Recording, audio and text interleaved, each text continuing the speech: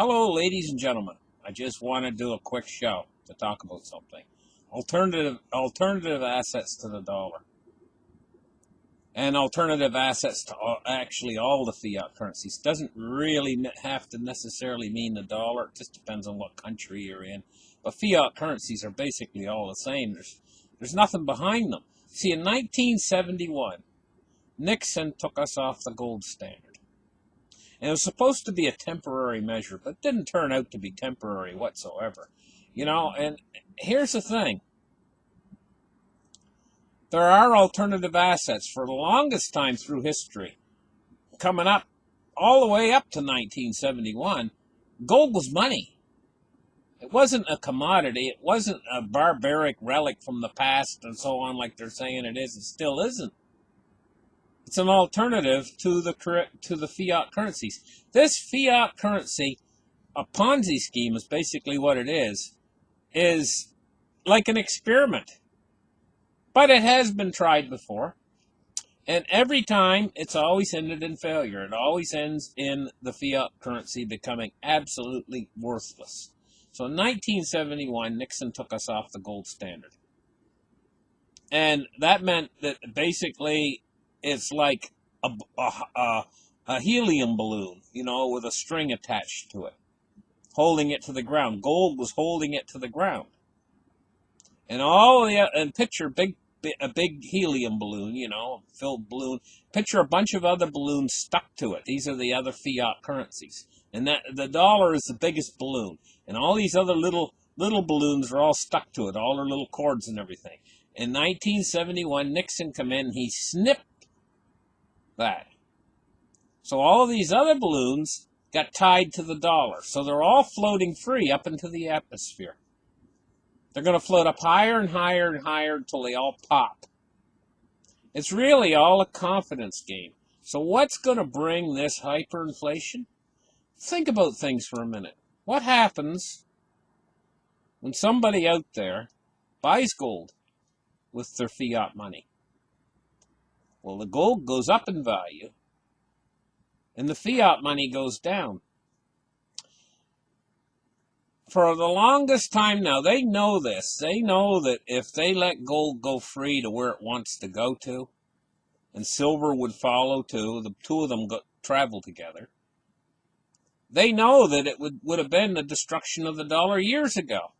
So they basically turned a blind eye to these riggers who have been rigging the market through using these paper short contracts. These empty, hollow contracts, they don't represent the real physical metal.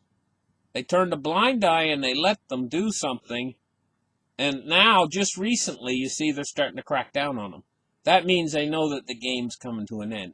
And this game is tied into the fiat currencies. Because if they let gold and silver move up in price too high, they know that confidence is going to start to be lost in the fiat currencies. And what's going to happen next is people that are smart are going to start to hoard gold and silver, and all that money is going to start to pour into that space. So you might say to yourself, well, how much fiat money can gold and silver absorb? So when gold and silver absorb fiat money, what happens is the price of gold and silver goes up and fiat starts to lose its purchasing power. There's a certain balance point here where people see that the fiat's starting to lose its purchasing power, and then more money floods into these alternative assets to the dollar. Now, I've been saying this for a while, that gold and silver are going to take off first. You see them take off first. There's going to be a rush into the physical. People are going to want some of that. And the further it moves, the higher it moves, the more they're going to want it, because they're going to perceive that their dollar is losing purchasing power. Well, all these other fiat currencies are connected to the dollar too, so when the dollar starts to go down in flames, they're all going to follow it down. So we got gold and silver moving up. What's the next thing that's going to happen? Well, when the masses really start to come in, when the word starts to go out there, hey, you're losing purchasing power, the banks are unstable, you're not absolutely sure you're going to be able to get your money out of the bank, you know, and more people are going to start to turn to these alternative assets. What's going to happen then is you're going to see the gold and silver evaporate and disappear, the real physical metal. It's going to be harder and harder to obtain it. We're already seeing the front side of this, just the starts of it. But, you know, we could actually have a silver shortage in the very near future because silver is in a more precarious position to run out of the actual physical metal than gold. A lot of people don't know this, but gold is not used much for a lot of things. You know, I mean, it's not really an industrial metal. It's more of a store of value. And they hoard it. They smelt it. They're constantly smelting it down into bigger bars and just stacking it away in these big vaults where it just sits there as a store of value, as money. It just sits there. And so what happens is as the price moves up higher on gold and it gets more valued and people want it more, you'll see more of these places turning up that'll buy your gold. They want it. They want it. And I've also done shows about this, how these places are going to spring up from nowhere when the gold price starts to climb, when it gets up past $3,000 or so, somewhere in that area, maybe 5,000.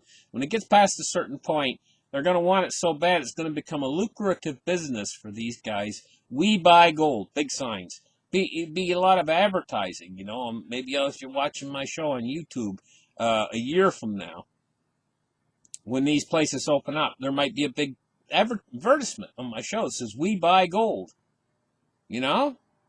And you're going to see these places open up. They'll spring up from nowhere. Well, there's lots of places for them to open up. On just about every street corner, there's empty stores and empty retail places that can open up. They put a big sign on the window, we buy gold. People walk in there and people are getting poorer and poorer by the day. They can't pay the rent. They can't pay for food and stuff.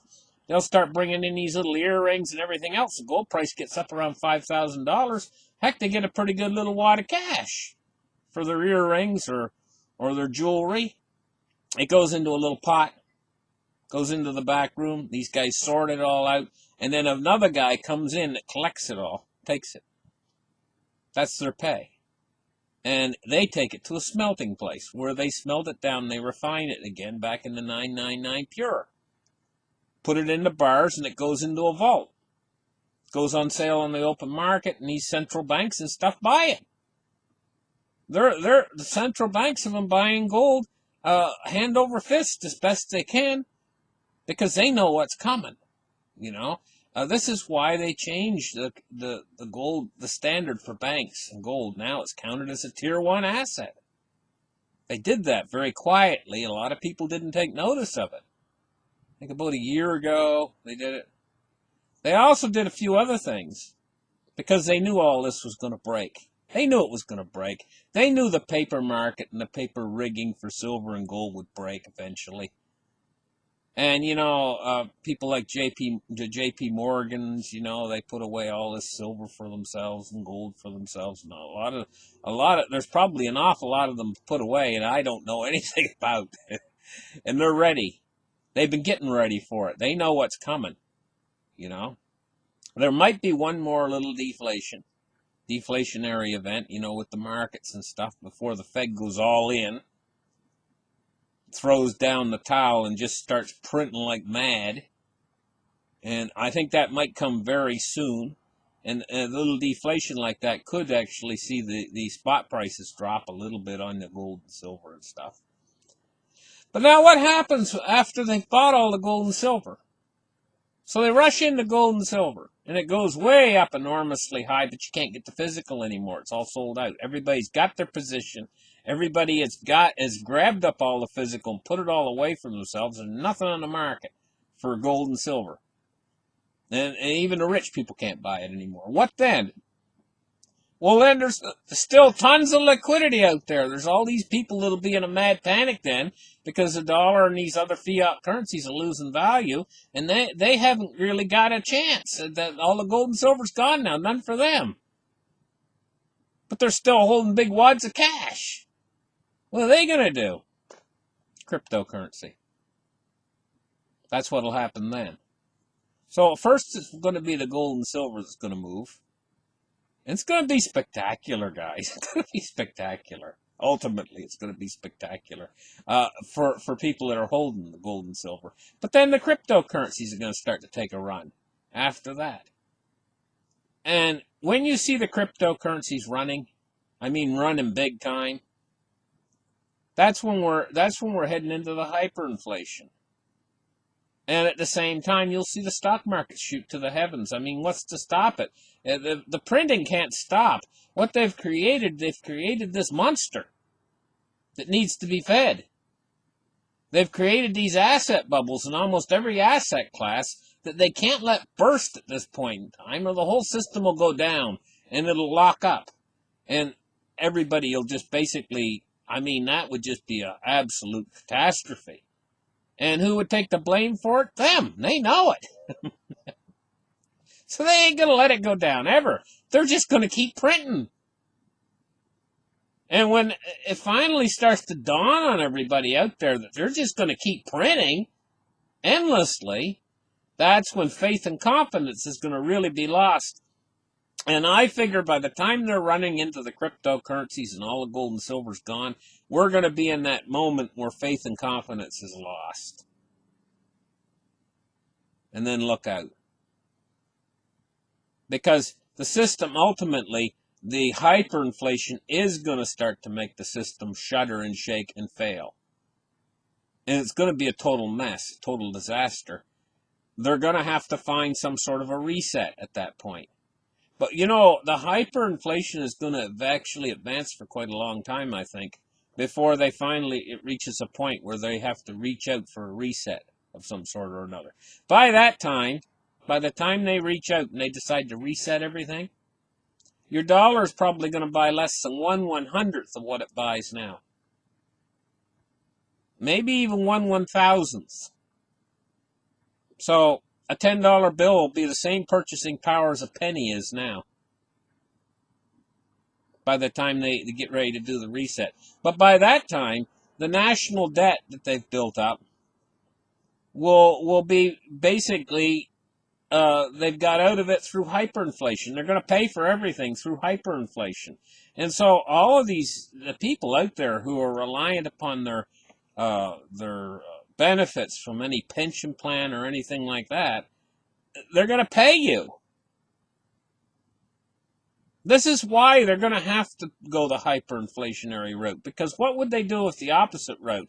If they decided to do the right thing and let these bankers fail, let the too big to banks fail, let the U.S. government treasury bonds fail, don't pay on their obligations. They got over $100 trillion in unfunded obligations. Don't pay anything. Just bankrupt everything. If they went that route and everything collapsed suddenly, it would just be an absolute catastrophe. If you can imagine people not getting their Social Security checks, coming down the street waving their cane over their head. Where's my check? Of course they're going to pay it. They're going to keep paying those Social Security checks and everything, all of the pension funds and everything, with hyperinflated dollars, because that way they're not going to get in trouble immediately. It's a more slow progressive thing. But when confidence is lost, that progression is going to move along rather quickly.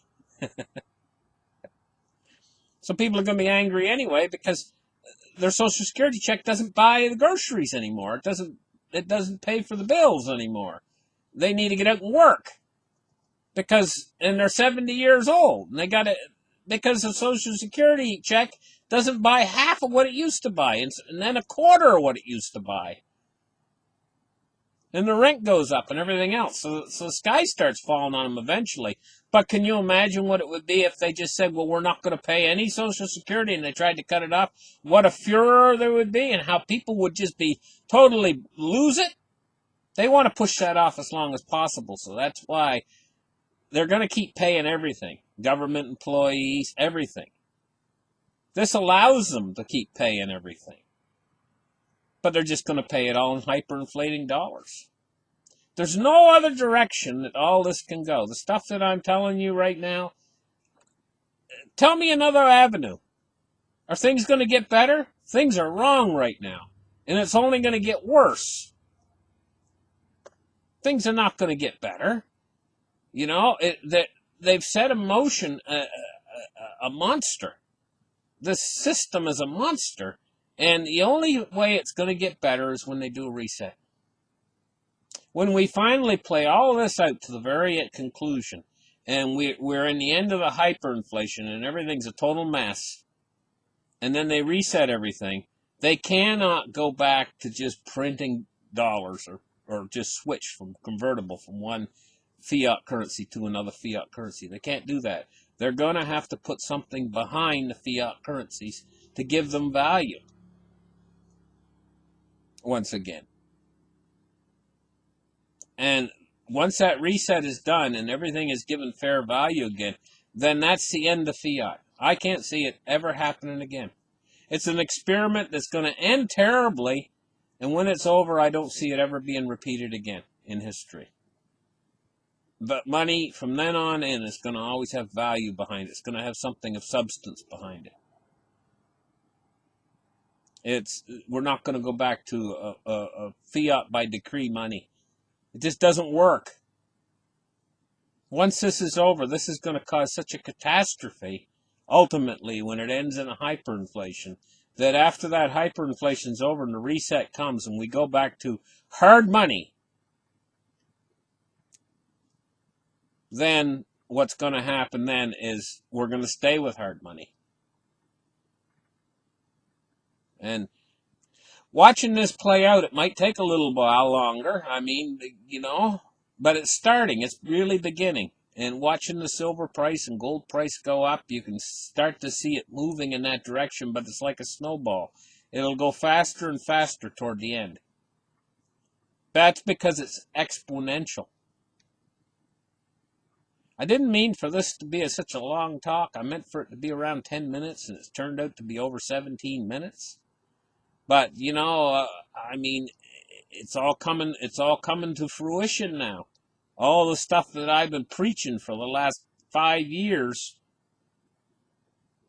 it's all coming down now. It's boiling down to the final part, to the final stage. You know, and the train's leaving the station. And so either you're on board or you're going to get left behind. Thank you guys for listening. Like and subscribe. Give me a thumbs up. We'll catch you guys in the next show. Bye-bye.